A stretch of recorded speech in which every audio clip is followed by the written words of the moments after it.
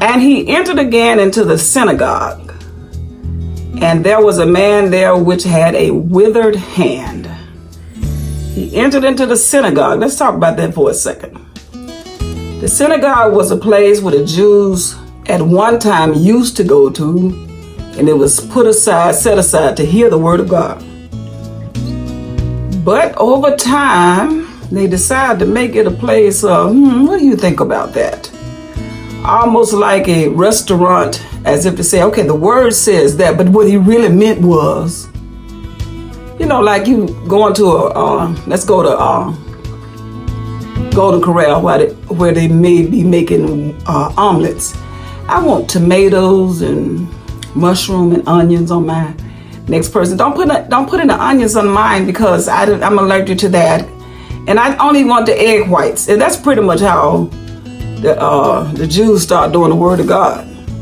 Basically, whatever Moses said, they decided to say, I need to put my own spin on that because I know what Moses said, but let's go back and read what Moses said instead of what you know. But pretty much like it is today, we have the Word of God, which is the manual for life, not a religious book. It will work in the business. It will work in the hotels. It will work in the schools. It will work in the church. It is man's navigation for life.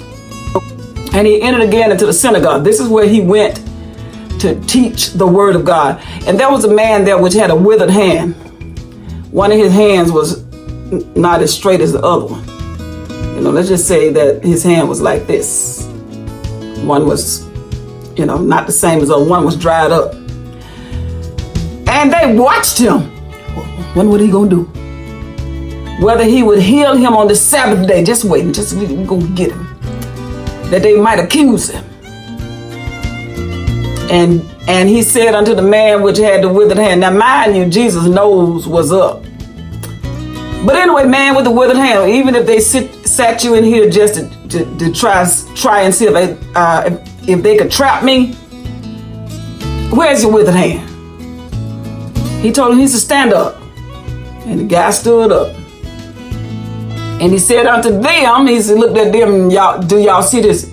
Y'all put your phones on. Got it? Make sure you got good lighting. Because I just really want you to know how much I'm thinking about you. And he said unto them, is it lawful to do good on the Sabbath days or to do evil? Because what y'all doing is evil. To save life or to kill. Which one on the Sabbath? Which one is it? But they got quiet. They held the people. And when he had looked round about them with anger, being grieved for the hardness of their heart. Your heart is so hard. He said unto the man, hey, stretch forth your hand. And he stretched it out, and his hand was restored whole as the other. He said it was restored whole, restored. In other words, God's intent for that man's hand from the foundation of the world was to be just equal. Restored back to the plan of God. And that's what happened. And the Pharisees went forth and straightway took counsel with the Herodians against him, how they might destroy him. For what? Herodians, these were Herod's cabinet of people. And we don't even know who they really were.